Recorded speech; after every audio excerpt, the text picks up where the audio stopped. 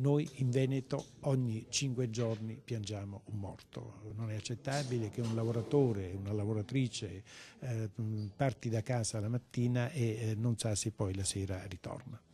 La matematica è una scienza esatta. Da inizio 2018 a oggi in Veneto sono stati registrati 22 morti sul lavoro, 74.100 gli infortuni complessivi nel 2017, numeri impressionanti che pongono la nostra regione al vertice della classifica nazionale degli incidenti nei luoghi di lavoro. L'ultimo infortunio fatale stamani in provincia di Treviso, che con Verona condivide il primato delle morti bianche, superando addirittura Milano.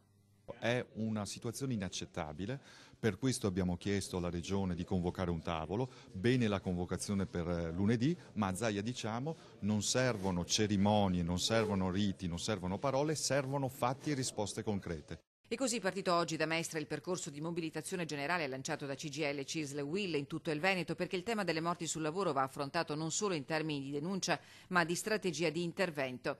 Al tavolo di lunedì prossimo, convocato a Venezia dal presidente Zaia, i sindacati consegneranno una piattaforma condivisa con proposte e obiettivi rivolta alla Regione, che in materia ha responsabilità e funzioni dirette, e alle associazioni datoriali che per la prima volta siederanno al tavolo istituzionale e a cui è richiesto il rilancio del ciclo degli investimenti volti a rafforzare la prevenzione e la sicurezza per la salute dei lavoratori. In cima alle urgenze poste dai sindacati c'è la questione del rafforzamento degli SPISAL, in Veneto pesantemente sotto organico.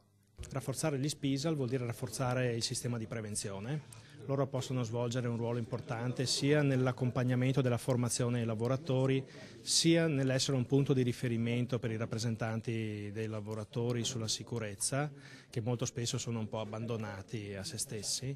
In vista del tavolo di lunedì prossimo, CGIL, CISL e UIL hanno annunciato contestualmente un pacchetto di 8 ore di sciopero regionale da stabilire per modalità e data se entro un mese non arriveranno risposte concrete alle questioni poste alle istituzioni e alle associazioni datoriali, cui si aggiungono la manifestazione unitaria già organizzata per sabato prossimo a Padova e una campagna territoriale di assemblee nei luoghi di lavoro.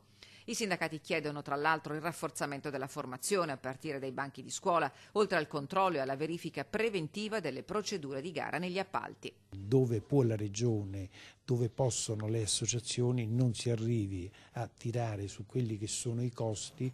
Quando si riducono i costi per prendere l'appalto, è chiaro che si va a ridurre anche la sicurezza nei luoghi di lavoro.